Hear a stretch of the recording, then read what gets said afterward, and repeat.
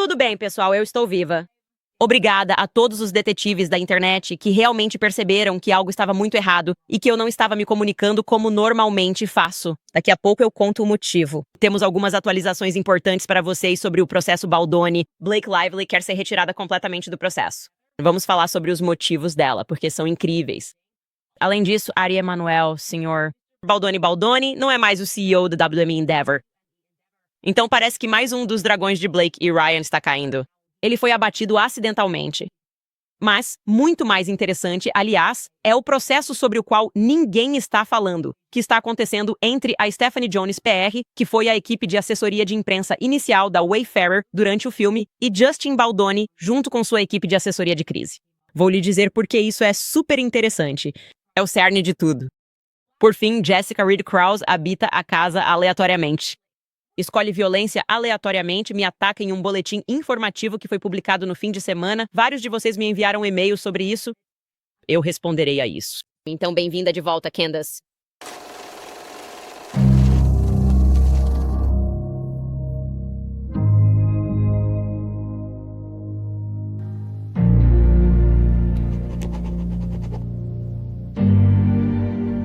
Tudo bem. Então, na sexta-feira, tiramos o dia de folga do show porque era um dia muito importante para minha família.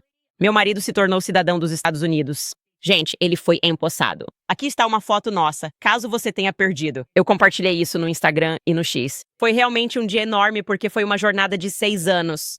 E eu realmente espero que isso explique para tantas pessoas que talvez não entendam de onde vem tanta raiva quando se trata de pessoas simplesmente cruzando a fronteira. Quando há famílias que precisam passar por isso, é um processo muito caro. É um processo demorado.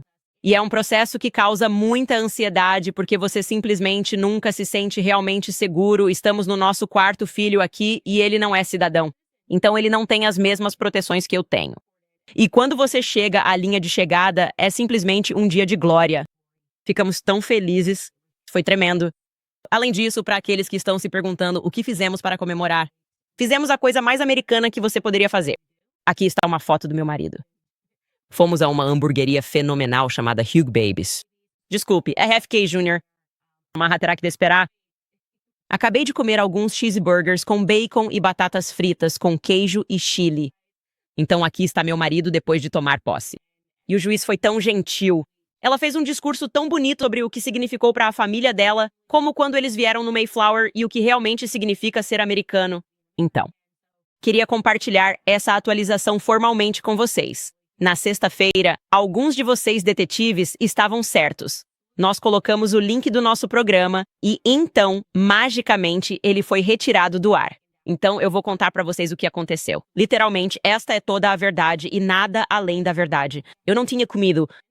Fui até a geladeira e peguei um iogurte Fage. Eu nem sei se estou pronunciando isso certo. Eu não falo grego, ok? Mas eu peguei um iogurte Fage de morango. Eu comi e, em 15 minutos, minha barriga inchou desse tamanho. Ficou muito dura, como se eu estivesse entrando em trabalho de parto. E eu olhei para minha equipe e disse, eu vou passar mal, e não voltei por 48 horas. Sério, eu nunca estive tão doente na minha vida. Eu não sei se foi intolerância à lactose. Eu sou um pouco sensível. Eu não sei se era só um iogurte ruim. Com certeza não estava vencido. Eu torcia para que tudo estivesse em ordem. E adorei que vocês, detetives da internet, notaram, pois aviso quando falto ao programa. Nem conseguia olhar meu telefone. Eu estava completamente delirante. Eu realmente não conseguia fazer nada. Com certeza eu não autorizei o e-mail que foi enviado dizendo que faríamos o Clube do Livro no dia seguinte. Não podemos fazer o Clube do Livro hoje. Eu ainda preciso de sono e reabilitação. Este é o primeiro dia em que consegui comer qualquer coisa nas últimas 48 horas. E tenho certeza de que vocês entendem a angústia que isso causa quando se está grávida de 9 meses, como eu. Porque aí eu fiquei preocupada, pensando, meu filho está sem comer há 48 horas porque eu não consigo comer. O médico recomendou que eu tomasse soro na veia. Fiz isso esta manhã, mas ainda não consigo comer direito agora. Então, essa é a situação. Provavelmente eu pareço um pouco menor. Acho que hoje pareço um pouco menos grávida porque perdi tudo nas últimas 48 horas. Mas eu adorei as mães que disseram. Foi o Mossad que fez isso? Teve gente até questionando o Satanás? Ótimo, é isso que vocês devem fazer. Porque eu não sei. Talvez o Mossad tenha entrado no meu iogurte. Não tenho certeza. Agora estou lendo as teorias da conspiração que estavam circulando enquanto eu estava fora. E eu estou com vocês. E é por isso que adoro as pessoas que ouvem esse programa, porque eles não vão escapar impunes. Se alguém me tirar do sério, vou te contar uma coisa. As mamães detetives vão cuidar disso. Eles até conheciam minha personalidade. Eles ficaram tipo, Ela sempre posta alguma coisa quando não faz um programa. Ela não postou nada no X. Então você não está. Moçada, não enlouqueça. Vocês não são mais espertos do que os detetives da internet. E um salve para quem foi incomodar a conta pessoal do Satanás no Instagram procurando respostas, como deve ser. Eu sei que a Satanás está comigo há 4 anos, mas a gente não sabe. A gente não sabe se pode confiar nela. Ela é tipo máfia do Tennessee, sabe o que eu quero dizer? Enfim, eu queria falar sobre isso antes de sumir sem querer. Olha, antes de tudo, esse é o escândalo de Hollywood que simplesmente não para de render. Eu admito totalmente que sou obcecada pelo caso Blake Baldoni. Não posso negar minha obsessão, porque é como se estivéssemos assistindo a um episódio de Succession na HBO, só que baseado em pessoas reais, que acham que podem agir como quiserem só porque são estrelas de Hollywood. Então temos que começar por aqui. Fiquei sabendo disso, créditos para a Steph pela informação. Estou meio brava com ela por colocar isso no meu radar. Então estou dando o crédito, mas também quero dizer, Steph com as informações, essa era uma informação que eu não precisava, tá? Essa era uma informação que eu não precisava. Então, quando isso apareceu, eu pensei, ai, garota, queria não saber disso. Mas ela faz um trabalho incrível e você deveria segui-la no TikTok se quiser esses mergulhos profundos e todas essas pequenas informações que ela está conseguindo sobre o caso. Então, eu sabia, porque já tinha pesquisado, obviamente, pesquisei muito a fundo sobre o filme Deadpool Silver. Eu sabia que o Ryan tinha escalado sua filha de 7 anos, Inés ou Inés, que é afilhada da Taylor Swift, para o filme do Deadpool. Ok, fofo. Ela tem 7 anos. Ela está pronta para estar em um filme. Talvez esse não fosse o filme que eu escolheria vindo de uma família cristã, mas cada um com o seu.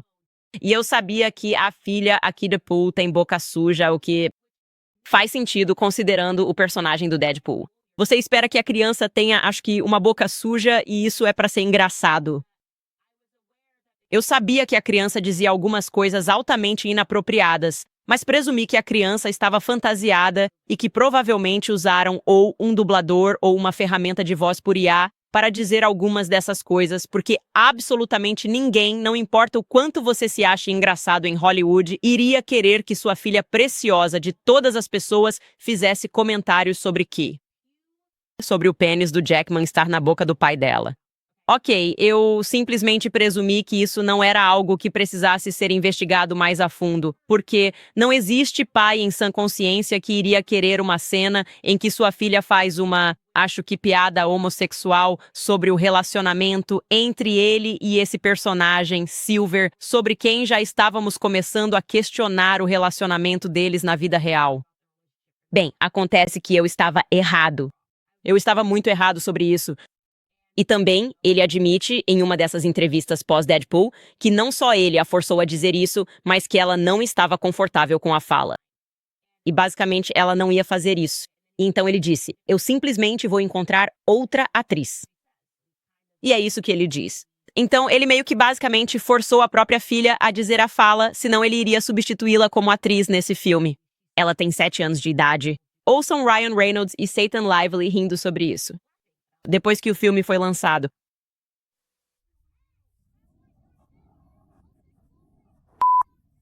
Culpadamente, essa é minha filha Inês. Sinto muito, temos que admitir isso. E eu sou o pai do ano aqui por permitir que ela falasse esse tipo de linguagem. O que, para ser justo, ela realmente não queria dizer e depois voltou mais tarde dizendo, agora eu quero dizer, quando comecei a procurar outras pessoas para fazer o papel. Sim, mas Ryan foram de 70 a 500 versões dessa fala. Eu não sou você, sim. Acho que é agora que você vai pagar por isso, porque isso é simplesmente inacreditável. Ele está admitindo que ela, Nezzy como é chamada, não estava confortável em dizer essa fala. E o Ryan basicamente disse pra ela que iria encontrar outro ator, o que é absurdamente ridículo, aliás. Isso é, literalmente, ele apenas condicionando ela emocionalmente. Dizer algo como, se você quer, vai ter que fazer, porque, como eu disse, existem ferramentas de IA. Você poderia literalmente pegar minha voz e me fazer dizer qualquer coisa. E esse é um dos grandes problemas atualmente. Na verdade, essa é uma das preocupações de Hollywood. Agora você pode simplesmente usar ferramentas de IA e criar um Brad Pitt falso com a voz real do Brad Pitt, se quiser. E é por isso que os atores estão lutando contra a IA do jeito que está. Mas em vez de simplesmente usar uma ferramenta de IA para a filha ou contratar uma dubladora para ela dizer aquela frase que ela estava desconfortável em dizer, ele basicamente diz: "Ah, então comecei a procurar outros atores e atrizes." E foi aí que ela disse: "Ok, não, eu quero fazer isso." Extremamente manipulador fazer isso com uma criança de 7 anos. Mas o que realmente impressiona nisso é pensar no que ele está dizendo ali. E os argumentos que Blake está fazendo e que ele está apresentando nas queixas do CRD contra Justin Baldoni, para mim é simplesmente impressionante o que eles consideram assédio, o que eles consideram, sabe, forçar alguém a fazer algo, um extra gratuito que não estava no roteiro original e com o que eles estão perfeitamente de acordo. E você soma isso ao fato de que ele deu um tapa na criança extra de forma gratuita, que ele acredita ser apenas improviso. Agora você está ouvindo do diretor de uma produção, mas eles fizeram a criança de 7 anos repetir essa fala de 70 a 500 vezes como uma forma de nos desmerecer. E é isso mesmo. E eles estão transformando isso em uma piada e querem que acreditemos que Justin Baldoni é o estranho em toda essa história. Isso acontece ao mesmo tempo em que ele grita com Justin Baldoni em uma cobertura sobre o desconforto da esposa dele. Ele basicamente olha para uma criança de 7 anos e pensa: bem, se você não tem o que é preciso para ler essa fala, que é sobre um pênis de prata, então vou procurar outro ator. Totalmente doente. O exato oposto, no meu ponto de vista, do instinto paterno de proteger seu filho, de proteger a inocência do seu filho. Instinto maternal de proteger a inocência do seu filho. Eu nunca permitiria que isso acontecesse porque não é necessário. Ok? Você poderia ter usado uma voz de IA. Eu só queria ressaltar isso. Além disso, em outras notícias, sabemos que seu grande defensor, Ari Emanuel, foi o cara da WME que orgulhosamente, e eu acho realmente, fechou o acordo quando se trata de provar que Justin Baldoni sofreu danos na vida real, porque esse cara decidiu, em sua atitude ousada de CEO, subir no palco e no podcast Freakonomics, que eles nunca lançaram. Eles disseram que tiveram problemas técnicos, mas conseguimos que o áudio admitisse isso. Ele demitiu Justin Baldoni porque podia e foi ridicularizado. Baldoni, mortadela, seja lá qual for o nome dele. Eu sou leal. Sou leal a Blake Lively e sou leal a Ryan Reynolds. E então eu simplesmente assumi o comando e o demiti sem motivo algum. Aliás, nunca é bom ter um CEO que só age porque pode. Certo. Eu sou poderoso e posso, ok? É isso que você está fazendo. É justo? Isso faz sentido? É bom para a empresa? Não, não é nada disso. Mas eu sou poderoso e sou Ari Emanuel, meu irmão Ham Emanuel, e ele está falido. Chicago e nós estamos agindo como gangsters, e então vamos demitir Justin Baldoni. Bem, ele fez isso. E agora parece que ele está sendo expulso da Endeavor. Confira este artigo. Ele agora cedeu seu cargo. A Endeavor é a WME. Eles abrigam o UFC e tudo mais. Como CEO, após a Silver Lake, que é uma enorme firma de private equity, concluir uma aquisição. E essa foi uma aquisição de 25 bilhões de dólares da Endeavor. Em um acordo que agora transfere o poder para a Silver Lake. E eles decidiram que, como parte desse acordo, Ari Emanuel teria que ceder o controle operacional na agência de talentos que ajudou a moldar a Hollywood moderna. Eles queriam tirar esse cara como condição para fechar esse acordo de 25 bilhões de dólares. Agora ele ainda vai continuar presidindo. Então, obviamente, ele ainda terá algum poder, permanecendo como presidente do grupo WME. Mas é algo grande. É interessante que eles não quisessem que ele fosse o CEO. Agora eles estão colocando um cara chamado Dark Shapiro no cargo de CEO. Ele vai cuidar das operações do dia a dia. E como eu disse, não é algo discreto. É algo que vai agitar Hollywood, porque ele era a pessoa mais poderosa de Hollywood. Outro motivo pelo qual eu acredito que Ryan Reynolds e Blake Lively se sentiam tão confiantes em tudo o que faziam era porque tinham esse cara por trás deles. E eles sabiam que ele simplesmente demitiria alguém por impulso ou por uma acusação. E ele realmente fez isso, o que de novo mostra que todas essas pessoas estão voando perto demais do sol. Mas precisamos falar sobre a Blake Lively pedindo para ser excluída do processo de difamação movido por Justin Baldoni. Agora, como eu disse sobre o pedido do Ryan, isso era de se esperar. Não é algo atípico. O primeiro passo que você vai tomar em qualquer processo é tentar fazer o juiz ver o seu lado e dizer: isso nem vale o tempo do tribunal.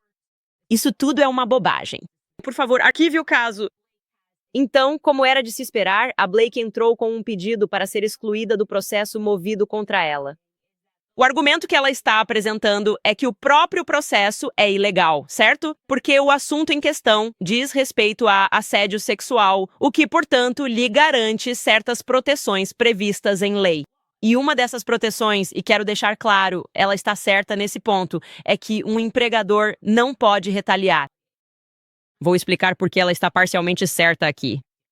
Ela está parcialmente certa ao dizer que, em uma situação tradicional, se você trabalha para uma empresa, digamos que você trabalhe para Candace Owens Incorporated, obviamente você não vai vir até mim para abrir um processo de assédio sexual contra mim.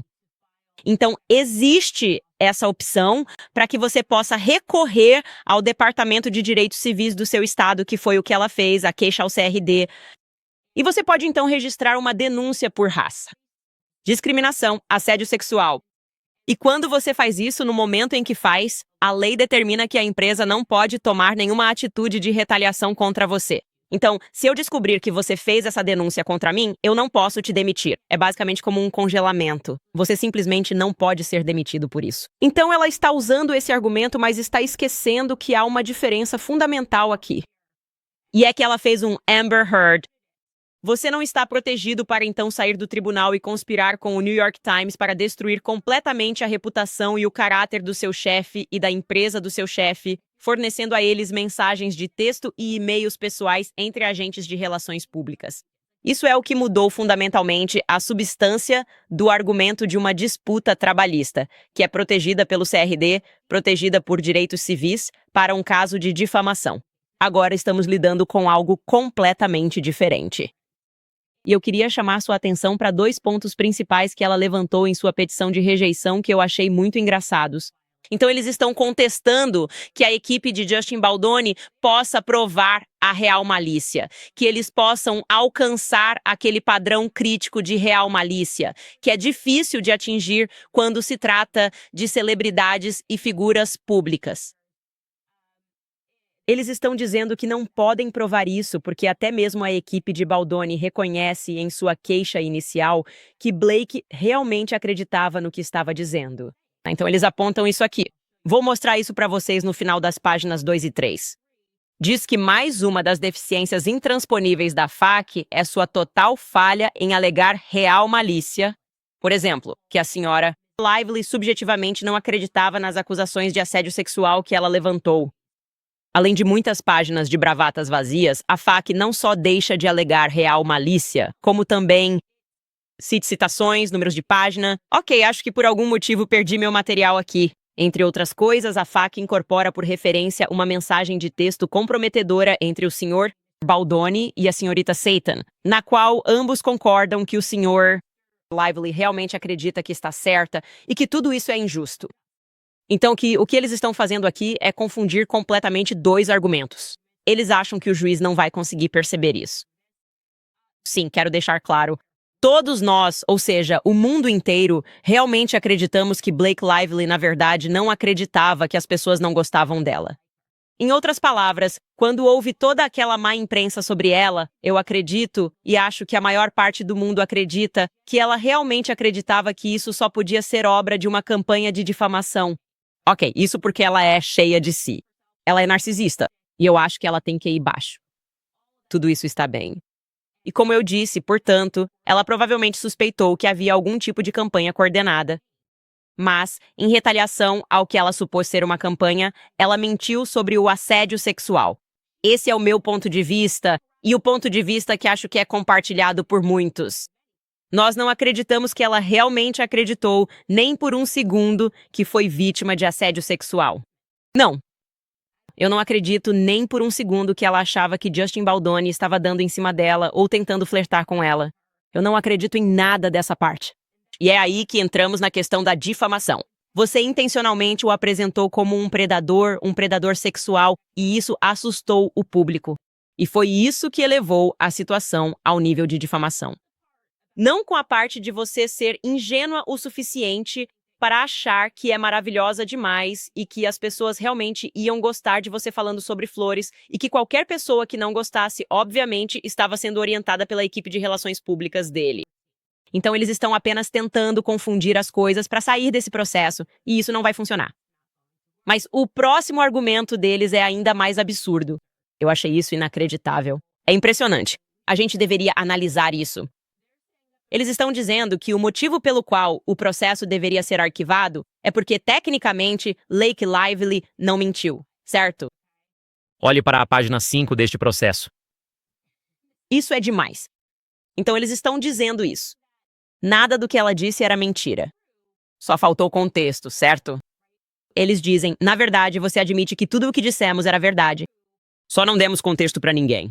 Então, aqui vai um exemplo. Em algum momento de maio, eles simularam cenas de nudez que foram filmadas sem a presença de um coordenador de intimidade. Ok, nós admitimos isso, mas eles não deram o contexto de que ela recusou se encontrar com o coordenador de intimidade e disse que não precisava de um. Esse é um contexto muito relevante. O argumento deles aqui é que você não pode mentir por omissão. E, na verdade, sim, você pode mentir por omissão. Eles dizem, você admite que ela entrou no trailer, que Justin Baldoni entrou no trailer. Nós não mentimos. Ele realmente invadiu o trailer. Só deixamos de fora a parte em que ela mandou uma mensagem para ele. E disse para ele invadir o trailer, então não somos mentirosos. Só deixamos de fora as partes mais cruciais disso. Então, obviamente, esse processo deveria ser arquivado porque acreditamos em mentiras por omissão. Tudo o que fizemos foi omitir o contexto completo que Brad Friedman então forneceu com uma página inteira na web. Mas isso não é motivo para não nos dispensar, porque nós dissemos a verdade e você admitiu que estávamos realmente dizendo a verdade. Quando estávamos mentindo por omissão, tipo número 3, Sr. Baldoni pediu ao Sr. Heath para mostrar à senhorita Lively um vídeo da esposa do Sr. Heath dando à luz em casa, parte do qual o Sr. Heath posteriormente mostrou a ela. Ok, sim, isso era meio importante. Você deixou de fora a parte de que era um vídeo da esposa dele dando à luz e, em vez disso, disse que achava que ele estava mostrando pornografia para você. Quero dizer, esses são detalhes meio grandes. Eu não acho que o juiz vai olhar para isso e pensar, mentiras por omissão não contam. Mentiras por omissão contam tanto que é bem óbvio que você difamou e caluniou ele, e fez isso intencionalmente ao mostrar essas meias verdades. Então vamos ficar de olho nisso. Estou com a sensação de que ninguém vai ser dispensado desse processo.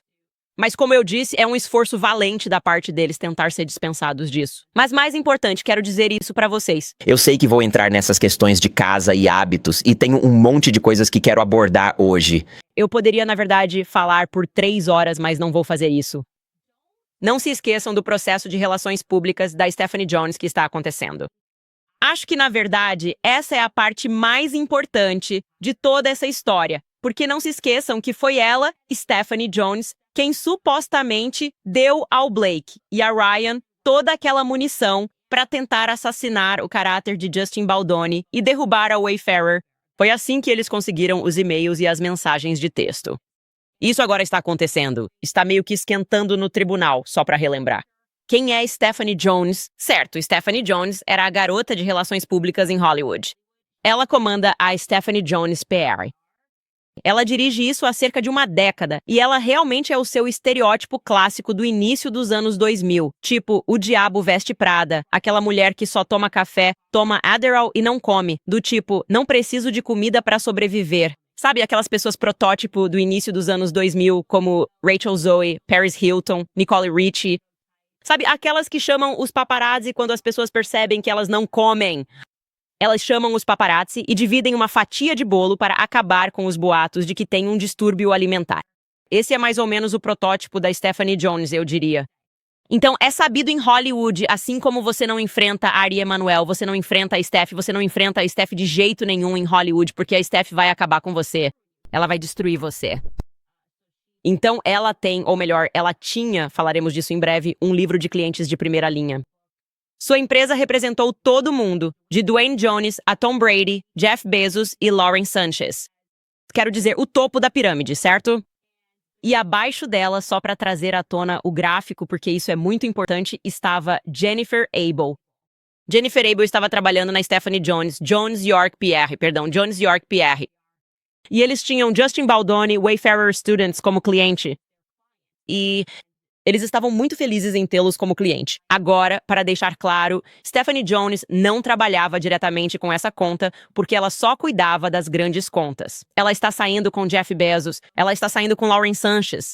ela mandava as contas menores para pessoas como Jennifer Abel. E ela mandou a conta da Wayfarer para Jennifer Abel.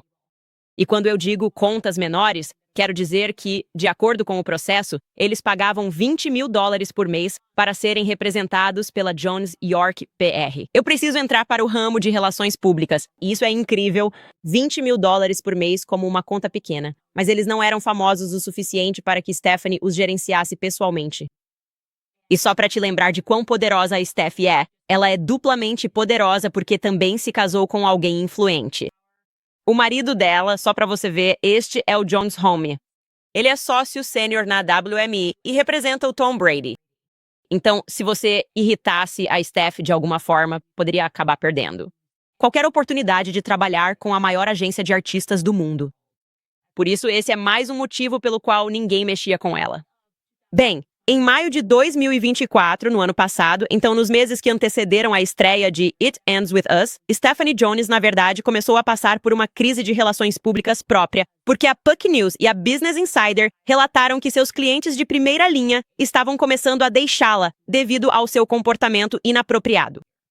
Ela perdeu Dwayne Jones, ela perdeu Lauren Sanchez. Os dois a dispensaram. Além disso, surgiu um site e um perfil anônimo no Twitter que claramente foram criados por um ex-funcionário, funcionários insatisfeitos com o tratamento que receberam dela ao longo dos anos. Porque, como eu disse, ela é um protótipo do Diabo Veste Prada dos anos 2000. Então ela era bastante cruel e meio que se orgulhava disso. E o que estava acontecendo ao mesmo tempo era que Jennifer Abel, que cuidava da conta da Wayfarer, entregou sua carta de demissão em 10 de julho. E ela deu 6 semanas para a Stephanie. Ela estava programada para sair no início de agosto, no dia 23 de agosto. Mas então, 2 dias antes de ela sair, Stephanie Jones a chama para o escritório, certo? Ela diz, ok, Jennifer, eu sei que você deveria sair em 2 dias. York, suas 6 semanas estão quase acabando, mais surpresa. Estou te obrigando a entregar seu telefone. Ela chamou a segurança. Ela trouxe, de acordo com o processo, um especialista técnico em extração forense de dados. Ela trouxe um advogado e o chefe de gabinete da firma de relações públicas que voou de Nova York sem avisar para a ocasião. Então, imagine que você está saindo de um emprego.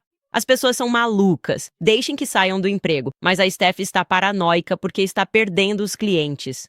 Estão escrevendo artigos sobre ela e ela só quer... Talvez ela ache que Jennifer Abel está por trás de tudo isso. Então ela reúne todas essas coisas.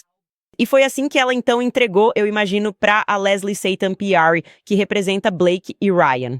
E foi assim que eles receberam essas comunicações que eventualmente seriam adulteradas para aquela matéria do New York Times. Então ela é muito crucial para isso. E também há muitos rumores de que ela também perdeu recentemente o Tom Brady como cliente, que ainda não aconteceu. Parece que eles estão trabalhando em uma estratégia de saída. Eu não sei se é verdade, mas há rumores de que o Tom Brady também está de saída.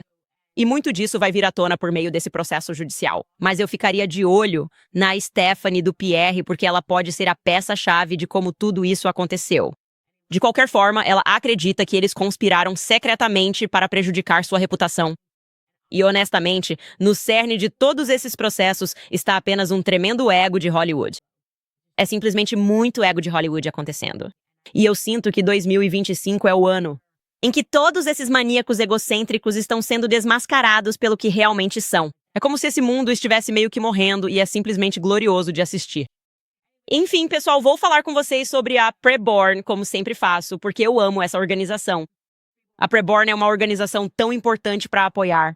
Se você pensar no que Andrew Bocelli, Steph Curry, Justin Bieber e Tim Tebow têm em comum, é que todas as mães deles foram incentivadas a interromper a gravidez e escolheram não fazê-lo. Porque quando uma mulher enfrenta uma gravidez não planejada, muitas vezes ela é pressionada pelas pessoas ao seu redor a interromper a vida da criança. Ela quer tomar a decisão certa, mas a sociedade e as pessoas ao seu redor dizem que o bebê ainda não é uma vida. O Ministério da Preborn entra em ação oferecendo cuidado e apoio às mães para que escolham a vida, incluindo um ultrassom gratuito. Quando uma mãe ouve o batimento cardíaco do filho, sua chance de escolher a vida dobra. Se você é pró-vida, una-se à Preborn.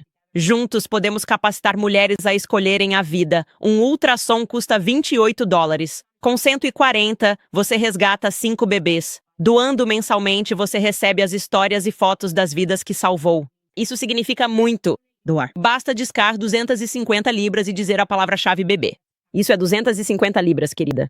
Ou você pode doar com segurança em preborn.com, Candace. Isso é preborn.com, Candace.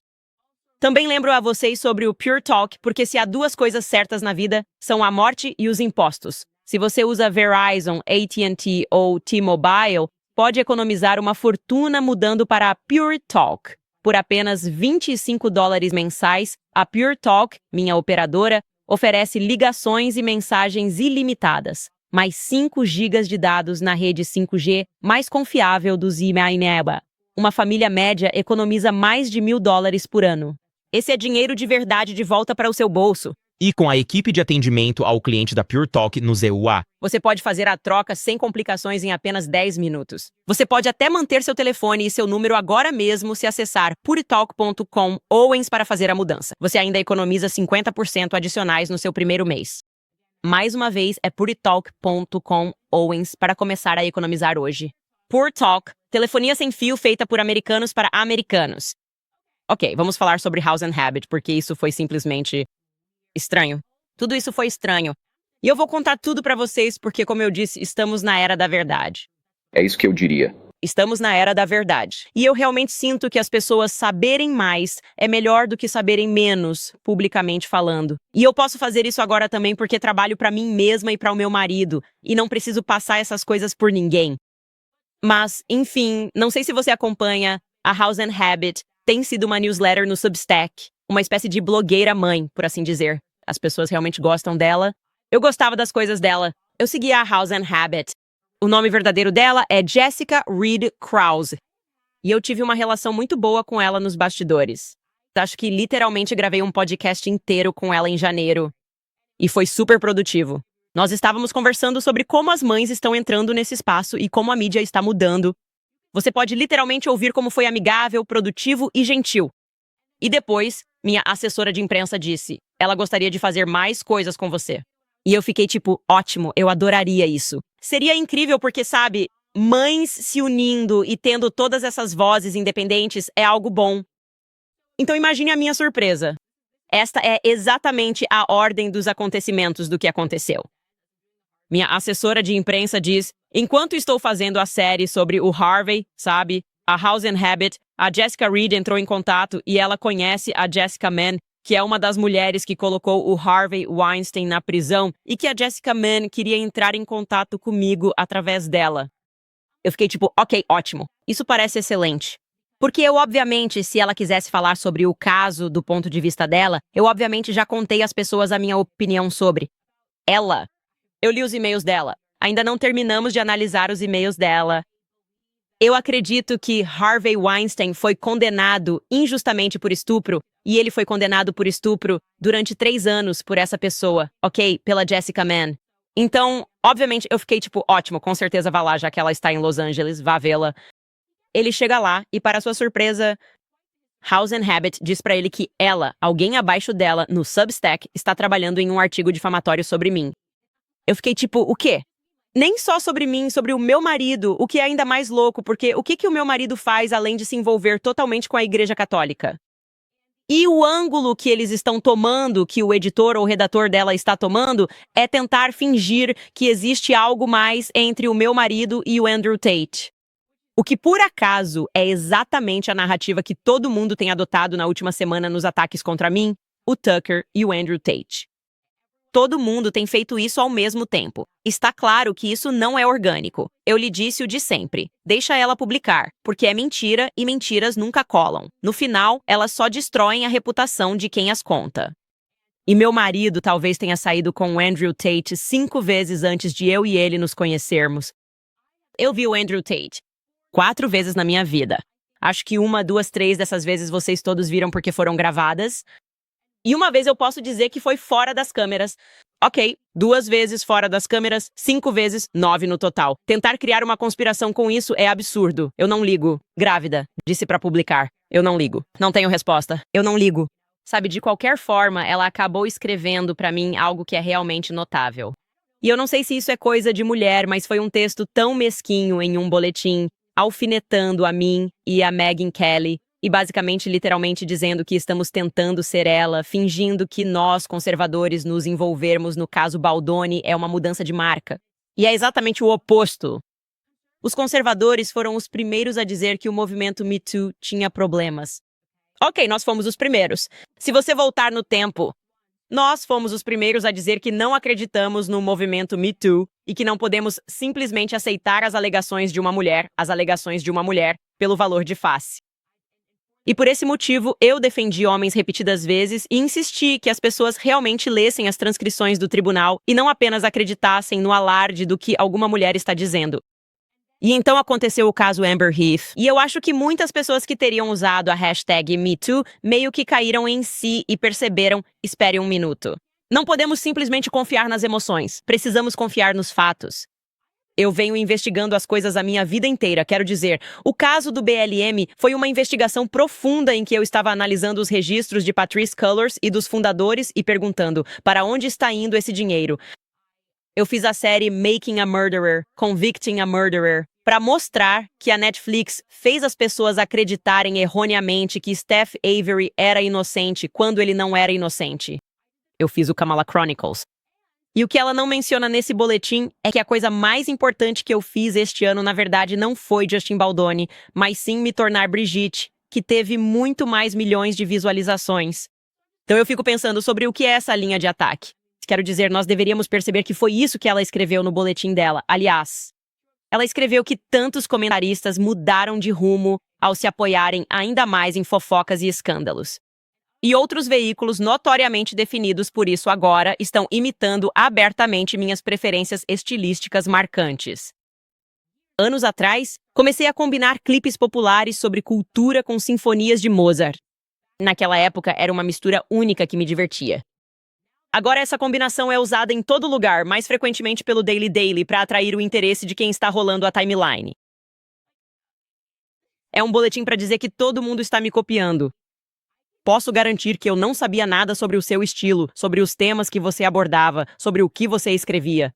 Eu não entendo por que esse ataque aleatório veio para cima de mim e da Megyn Kelly.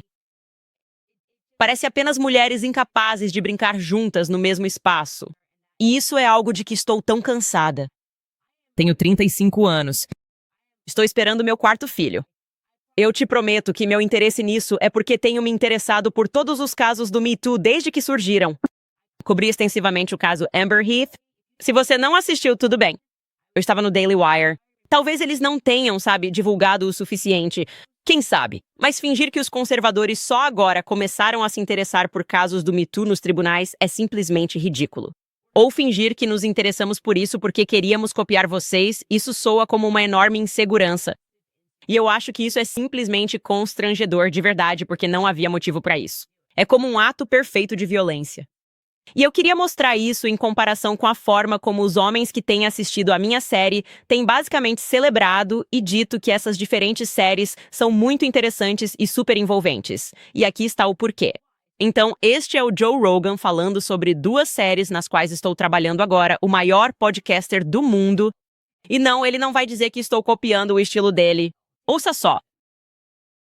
As coisas sobre o JFK meio que só confirmaram aquilo que eles rotulam como teoria da conspiração. Tipo, sim, já dissemos que foi a CIA. Bem, Mossad, vai levar um tempo para os nerds realmente analisarem tudo. Você sabe, a Candace Owens já passou por isso. Aposto que ela já passou por isso. Eu diria que ela está muito ocupada com a coisa do Macron. Eu assisti 2 horas disso hoje. Eu também. Você a viu, Macron? Um homem? Sim, Brigitte Macron, cara. Sim, ela me pegou anzol, linha, afunda. Eu estava tomando café da manhã. Sim, eu faço o palco Elk desde Candace Owens no New York. Eu amo ela. Você disse que isso é loucura? É todo mundo que já mergulhou nela, Harvey Weinstein. Eu assisti ao primeiro episódio disso. É uma loucura. Então você não acredita que eu estou do lado do Harvey Weinstein, né? Loucura. Tipo, eu achava que ele era culpado de crimes horríveis. E aí você ouve aquilo e fica tipo, espera, o quê? Quando você vai ler o depoimento mesmo, tipo, do que as garotas o acusam, você fica tipo, o quê? Então, os e-mails de vai e vem com a garota, sim, ela estava falando sobre os testículos dele. Ele não tem? E eu também gostaria de informar vocês agora, porque isso é algo que ela não está compartilhando. porque depois as pessoas me mandaram e-mails dizendo que ela está tentando de propósito fazer com que as pessoas não assistam à série do Harvey. Ela tem um relacionamento com a Jessica Mann. Então, é muito desonesto falar sobre esse caso e dizer, eu não poderia me interessar por isso de novo. Eu cobri isso extensivamente. E também não contar ao seu público, Jessica Leia Krause, que você morou com Jessica Mann durante todo o julgamento. Você morou com ela algumas semanas durante o julgamento. Vocês ainda são amigas, você a segue no Instagram, você a representa ao me contatar. Esta é a Jessica Mann, o Instagram correto da Jessica Mann. E ela segue House and Habit, e House and Habit a segue também. E elas têm um relacionamento. Então não é autêntico, mães, que ela está dizendo pra vocês não entrarem nessa série ou fingindo que está entediada demais e não se importa com isso. Pra mim, parece que ela está fazendo assessoria de imprensa pra alguém com quem tem uma relação pessoal. E eu acho isso uma porcaria. Eu acho isso desonesto. E é especialmente ruim quando você tem alguém que não fez nada além de te apoiar. Juro que foi na semana passada quando eu estava promovendo algo que a House and Habit fez, e só então descobri que ela está planejando um ataque contra mim e meu marido sem absolutamente nenhum motivo, além do fato de ser terça-feira. E eu não confio que ela também tenha atacado o Tucker Carlson na mesma semana em que todo mundo está indo contra a Candace Owens e o Tucker Carlson. E eu só me pergunto o que especificamente está motivando isso ou quem especificamente está motivando isso. Ela está sendo paga por alguém para fazer isso para atacar? Porque ela tenta fazer parecer que o Tucker está sendo financiado pelo Oriente Médio e que a Candace Owens está tentando mudar a própria imagem. Absolutamente ninguém que assiste ao meu conteúdo acha que eu estou tentando mudar minha marca. Eu realmente acho que pela primeira vez temos uma confiança fraturada na grande mídia e pessoas que normalmente não me ouviam porque achavam que eu era só uma, Trump, sabe? Uma pessoa adoradora que odeia pessoas negras, o que é uma loucura, mas eles fizeram um trabalho muito bom de criar... A mídia fez um trabalho muito bom de criar essa caricatura de mim. E geralmente basta uma coisa que você tenha em comum com alguém ou algo que te interesse. E se você escuta essas pessoas sozinho, sem o filtro da grande mídia, você pensa, na verdade, não era isso que eu esperava. Eu meio que acreditei na grande mídia sobre essa pessoa, e agora não acredito mais. E Andrew Schultz, outra pessoa que... Acreditou meu trabalho, também parece ser um cara que parecia ser muito mais amigável. Disse a mesma coisa, ele disse exatamente a mesma coisa no podcast do Theo Von recentemente. Aqui está o que ele disse, você sabe, aquela coisa da Candace Baldoni. Não sei se você acompanhou isso, eu não me envolvi nisso. Eu não me envolvo muito nessas histórias de celebridades. O único motivo pelo qual isso me interessa é que, sabe, a Candace foi colocada de uma certa forma na internet, certo? Tipo, ela existia lá e as pessoas tinham opiniões sobre ela e todo mundo estava preso. Eles dizem, essa é uma garota má. Não. Nós não a ouvimos de jeito nenhum. E ela começou a falar sobre aquela coisa do Baldoni Blake Lively. E até minha esposa estava me dizendo, você já ouviu essa Candace Owens falando sobre isso? Quero dizer, ela simplesmente expôs tudo. Tipo, é louco como a utilidade social funciona. Isso molda como as pessoas te veem. Então você pode ser o vilão e aí começa a falar profundamente sobre algo que as pessoas se importam. E de repente, enquanto você fala sobre isso, você vira um mocinho. Você vira um herói. Isso é interessante. Tipo, o que isso diz sobre nós? Eu sinto que essa é uma análise muito mais reflexiva sobre o que acontece. Tipo, o que isso realmente diz sobre nós que não estamos dispostos a ouvir alguém até encontrarmos algo em que concordamos com essa pessoa. Mas, de novo, essa é uma análise masculina. Eu sinto que as mulheres simplesmente não conseguem brincar juntas no mesmo espaço. E, mais uma vez, eu te prometo, eu não estava. Eu nem sabia qual era o seu estilo. Eu sou. Sinto muito que você tenha se sentido assim, Jéssica. E te desejo muita sorte no futuro. Mas eu vou continuar cobrindo esse caso porque simplesmente me interesso por ele. Espero que tudo bem. Mas, ao mesmo tempo, aliás, essas mesmas manchetes saíram exatamente na mesma época em que ela enviou esse boletim. Aqui estava o Bulwark, o chocante ressurgimento de Candace Owens. Banir o deserto político por comentários antissemitas. Isso simplesmente não é verdade. Meu programa desde que voltamos tem sido um sucesso. O Wall Street Journal literalmente acabou de publicar uma matéria dizendo que, no quarto trimestre do ano passado, fomos o terceiro podcast mais ouvido. Meu programa voltou ao ar em junho. Fiquei fora do ar por uns 2 meses. Eu simplesmente não entendo porque todo mundo está fingindo que eu ressurgi. É tão estranho. E da mesma forma, a MSNBC também me atacou, como fez com a Megyn Kelly, dizendo que influenciadores de direita exploram a rivalidade entre Justin Baldoni e Blake Lively ignorando que meu maior público está assistindo a série sobre Brigitte Macron agora, e o Kamala Chronicles, que todos tentaram ignorar. Acho que as pessoas não querem admitir que a cultura do cancelamento fracassou. É isso que realmente fracassou aqui. A cultura do cancelamento fracassou. E a mídia não sabe o que fazer com o fato de que, apesar de seus ataques horríveis ao caráter das pessoas e suas mentiras sobre elas, as pessoas estão agora contornando isso e decidindo o que querem ouvir. Então vou continuar cobrindo as coisas que amo, porque sempre falei sobre aquilo que amo, e eu sempre estive na interseção entre política e cultura. Então eu faço uma série da Brigitte, uma série da Kamala, uma série do Blake e Baldoni. É quem eu sou. E algumas pessoas não querem estar aqui por causa disso. E tudo bem. Mas, aliás, eu sugiro, se você está assistindo, que acompanhe o caso Jessica Mann Harvey Weinstein. Porque é absolutamente fascinante. E ele está prestes a voltar ao tribunal em 15 de abril. Com certeza vamos trazer isso para vocês. Eu vou voltar a falar sobre o caso JFK. Deixei vocês em suspense na última quinta-feira. Nem arranhamos a superfície, nem falamos sobre os arquivos do JFK. Só falamos sobre Reuven Shiloh, ou Shiloh. Quem sabe? É um sobrenome inventado. Não é o sobrenome verdadeiro dele. Isso não importa muito. Mas aí alguém me apontou que o sobrenome verdadeiro dele é Zelensky. E eu caí em um buraco. Pessoal.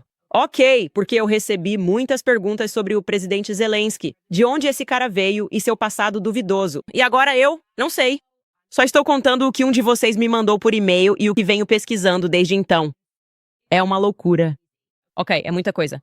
O que descobrimos na última quinta-feira foi muita coisa. E minha cabeça está a mil porque eu tenho que cobrir o caso do Harvey Weinstein. Agora tenho que cobrir isso. Tenho arquivos do JFK. Ainda tenho esse processo que eu tenho certeza que estou envolvida, mas não estou. Com Justin Baldoni, Blake Lively e todo mundo. É muita coisa. É muito difícil ser eu, tá bom? Mas alguém tem que fazer isso. Então teremos mais pra você sobre Reuven Zelensky com a Zelensky.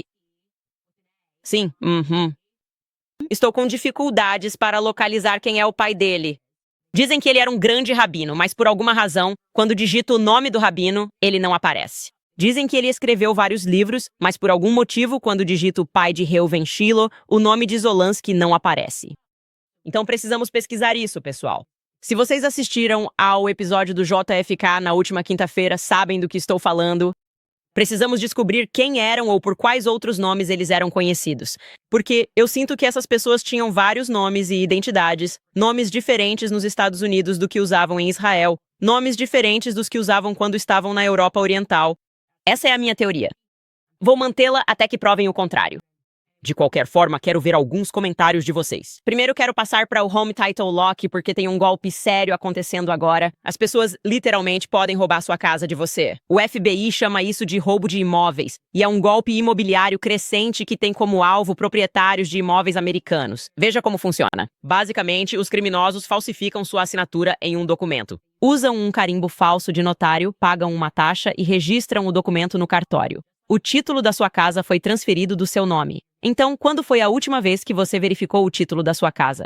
Se você é como eu, a resposta é nunca. E é exatamente nisso que os golpistas apostam. E é por isso que eu confio na Home Title Lock. A proteção tripla de $1 milhão ajuda a manter sua casa e patrimônio seguros. Com a Home Title Lock, você recebe monitoramento imediato 24 horas por dia do imóvel, alertas urgentes em caso de alteração, e se houver fraude, a equipe de restauração deles nos Estados Unidos gastará até $1 milhão para corrigir a fraude e restaurar seu título sem custo extra. E a melhor parte: fiz uma parceria com a Home Title Lock para lhe oferecer um relatório gratuito do histórico de títulos para que você possa descobrir se já é uma vítima e acessar seu especialista em títulos pessoal por $250 apenas por se inscrever. Então vá até a Tati. Você pode usar meu código promocional Candace ou clicar no link na descrição. Esse é o Tate. Código promocional Candace para a tranquilidade que você merece. Também financiamento americano. Se você é como milhares de proprietários com dificuldades para pagar as contas ou afundado em dívidas de juros altos, Não é sua culpa. a vida realmente ficou mais cara. A inflação atingiu as pessoas com muita força. Se você ainda está carregando saldos de cartão de crédito com taxas de juros acima de 20%, enquanto sua hipoteca permanece intocada e está ignorando a única coisa que poderia ajudar a mudar tudo isso, que é a sua casa. É aí que a American Financing pode ajudar. Você trocaria 10 minutos do seu tempo por uma economia média de $800 todo mês? Porque é exatamente isso. O que os proprietários estão fazendo quando ligam para American Financing? Uma simples ligação sem compromisso pode mudar tudo para você. Eles têm uma equipe de consultores de hipotecas com base em salário. Então não há nenhum incentivo para lhe dar um empréstimo que não faça sentido e não há taxas iniciais para descobrir quanto você pode economizar. Então não espere. Fale com a American Financing hoje mesmo e comece a sentir esse alívio. Basta ligar para 800-795-1210. Novamente, ligue para 800-795-1210 ou visite americanfinancing.net Owens. É americanfinancing.net Owens. Tudo bem, vamos ouvir o que vocês estão dizendo. Antes de mais nada, lembrando a vocês, Shiloh in the Dark, que mais um episódio acabou de sair. Esta é sobre a vacina contra hepatite A. Então você pode ir até canizones.com e assistir se você for um membro. E é isso, vamos ver alguns dos seus comentários para saber o que vocês estão dizendo. Muita coisa acontecendo. Eu mal arranhei a superfície. Brooke diz, que bom que você está viva. A comediante Christina P. recentemente mencionou você no podcast York Mom's House sobre se tornar Brigitte. Sim, eu iria ao podcast deles. Eles entraram em contato e queremos fazer acontecer. A ideia é que a gente vá lá inicialmente. Eles ficam no Texas. E eu fiquei tipo, final da gravidez. Estou tentando limitar as viagens. Então estou realmente só fazendo isso. Tenho uma viagem para Los Angeles, que está chegando e depois é só isso. Eu realmente não deveria fazer mais viagens, mas acho que sou meio doida. Mas vou dar um jeito de fazer isso com eles. Só queria dizer isso publicamente. Com certeza. Vamos ao podcast Your Mom's House. Adoro a entrega dela. Ela estava focada nisso. É assim que te pega. Basta assistir aos primeiros episódios de uma das minhas séries e perceberá que digo a verdade. Não tenho nada a esconder aqui e fico feliz em deixar outra pessoa participar se quiser contestar. É por isso que, quando a House of Habit entrou em contato e eu achei que era uma fusão de significados, pensei, se Jessica Mann quiser dizer que erramos em algo, não estamos interessados em difamá-la ou caluniá-la. Eu só estou lendo os e-mails da garota. Só isso. Julie escreve. A melhor maneira de saber se uma fonte de mídia não é confiável é quando se referem a Candace como uma teórica da conspiração de direita baseada em desinformação. Fico feliz em ver que você está se sentindo melhor. Sim, eu diria que hoje estou operando a uns 70%, não 100%. Ainda não consigo, comer uma refeição completa, mas estou me sentindo melhor porque tomei um pouco de soro e pelo menos estou hidratada, o que é ótimo. The Deidre Experience escreve, hipoteticamente falando, se o Ryan fosse gay, porque ele aparentemente ficaria tão irritado e com ciúmes da interação, sentimentos e preocupações do Blake em relação ao Justin. Na verdade, achei que isso era mais um sintoma do seu tipo A controlador do que qualquer outra coisa, onde ele criou uma certa vida para si mesmo. E acho que ele já falou sobre seus problemas de controle e como eles começaram a se manifestar por causa do seu relacionamento ruim com o pai. E acho que ele tem questões com o pai em todos os sentidos. Ele provavelmente até tem uma relação estranha de figura paterna com o Hugh Jackman. Não fez Hefman? Viu? Estou aprendendo, gente! Agora eu falo mais devagar quando digo Hugh. Mas acho que ele provavelmente gosta do fato de o Hugh ser mais velho e sente que ele, recebe algum tipo de, não sei como dizer, conselho dele. Como se ele fosse um conselheiro, um mentor, uma mentoria que ele sente falta porque nunca resolveu seus problemas com o pai. Não sou psicanalista, nem quero ser um. Mas isso sou só eu aqui supondo e divagando. A SMR Random diz, primeiro, quero começar dizendo que amo você e o Crisis King. Você ouviu falar sobre a academia só para mulheres biológicas? A única academia desse tipo aberta em Londres. A comunidade trans está planejando destruir e fazer tumulto assim que ela abrir. Eu não ouvi falar sobre isso e vou ter que pesquisar a respeito. É loucura que as mulheres não possam mais ter seus próprios espaços. Acho totalmente aceitável que exista um espaço só para homens. Totalmente aceitável que exista um espaço só para mulheres. E totalmente aceitável se uma pessoa trans quiser decidir que vai haver um espaço só para elas. Acho que isso deveria ser totalmente aceitável. O problema é sempre destruir os espaços das mulheres. Isso não faz sentido nenhum para mim. Mock diz, na juventude parecia que eu seria conservador, mas ao sair da igreja e ir para a faculdade fui doutrinado. Eu te odiava sem te assistir. Agora você é meu criador favorito. Glória a Deus. Obrigado. Fico muito feliz. Se as pessoas assistem ao meu conteúdo em vez de lerem artigos sobre ele, percebem que sou bem equilibrado. Mesmo que você não concorde comigo, explico racionalmente por que penso assim. E aí você pode simplesmente dizer, eu não concordo, porque você não deve concordar com tudo o que eu digo. Mas a mídia é realmente problemática. Eles transformam todo mundo basicamente no diabo. Eles dizem, ela é Satanás, ela é terrível. E obviamente eles são extremamente hiperbólicos. E o que eles realmente querem é controle para si mesmos. E eles estão perdendo isso. Acho que os mentirosos estão perdendo feio este ano. Chelsea Domingues escreve, encontrei The Weinstein Tree e o encomendei. Era muito caro e havia apenas 4 cópias no site. Acabei de receber um e-mail dizendo que eles não podem me enviar agora. E os outros livros desapareceram. Nossa. Uau. Não estou nada chocado. Uau, precisamos conversar. Gostaria de ter lido esse comentário no programa de amanhã. Alguém me enviou um PDF disso e eu ainda não comecei a ler porque estive muito mal nos últimos 2 dias, mas pretendo começar a ler hoje à noite. Então vou mergulhar nisso. Por que a Cia está tão envolvida com esse livro The Weinstein Tree? O que vou aprender? Nossa, Lia escreve. Candace, seu programa ainda está no top 10 do Spotify, mesmo sem episódios novos há 6 dias. Uau, isso é incrível. Isso significa que as pessoas estão assistindo os episódios antigos. E sim, sou muito grata a vocês por estarem sempre baixando o podcast, ouvindo, apoiando o programa e nos apoiando mesmo quando estamos doentes. E eu sei que estamos meio que marchando para a prancha aqui com a licença maternidade. E vou sentir falta de vocês, mas voltaremos mais fortes do que nunca. Já estamos pensando em outras séries para fazer, talvez até um Becoming Brigitte parte 2, porque foi algo que viralizou globalmente. E nunca poderíamos ter previsto o sucesso disso. Temos o caso do Harvey chegando e, novamente, peço que vocês pesquisem sobre isso, porque acho interessante o fato de a House of Habit tentar fazer com que as pessoas não assistam ao Harvey Speaks, já que ela não mencionou seu relacionamento pessoal com uma das supostas vítimas, Jessica Mann. Enfim, pessoal, eu vou descansar um pouco. Para o pessoal do Clube do Livro, eu queria contar para vocês... me espera, aliás, temos novos produtos. Olhem como nossos bonés antifeministas estão incríveis. Isso aqui está, fala sério. Isso é sensacional. É fantástico. Se você está ouvindo isso em áudio, acabei de colocar um boné antifeminista. Ele é branco. Está impecável. Está maravilhoso. E você pode comprá-lo em Candace ou clubcandace.com. Clubcandace.com, certo?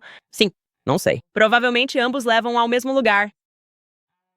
E sim, isso também está acontecendo. Alguém disse, por favor, faça Brigitte também nos comentários. Acho que nem cheguei a tocar na superfície da história de Brigitte. O que eu poderia ter compartilhado que fez Joe Rogan perceber no 2º episódio que ela era um cara?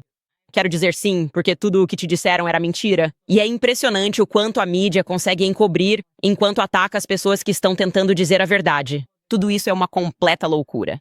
Eu adoro isso. Julie disse que precisa do chapéu. Sim, Julie, você definitivamente precisa do chapéu. E eu preciso descansar. Então, seja lá quem foi que estava pegando no pé e mandou um e-mail para vocês. Obviamente, eu não tive nada a ver com o e-mail que foi enviado ontem dizendo que faríamos o Clube do Livro hoje. Eu não posso. Eu ainda preciso me recuperar e dormir um pouco. Então pedi para adiar para a próxima semana. Acho que a pessoa era meu marido. Acho que meu marido disse, ela volta amanhã. E não, eu te amo, querido, mas preciso adiar para a próxima semana. Só preciso de um pouco de descanso e sono.